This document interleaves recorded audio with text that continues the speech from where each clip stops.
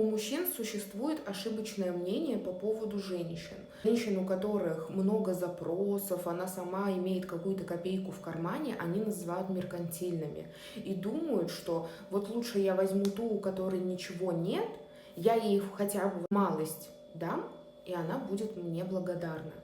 Но на самом деле девушки, у которых ничего нет, они будут меркантильнее, чем те, у кого что-то есть.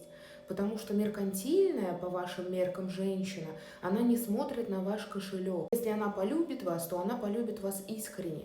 А девушки, у которых ничего нет, они будут цепляться за вас, как за последний шанс, и будут высасывать из вас просто все, что получится, чтобы вылезти из той ямы, в которой она была. И полюбит ли она вас по-настоящему, далеко не факт. Будет ли она заинтересована в вас, а не в вашем кошельке, тоже далеко не факт.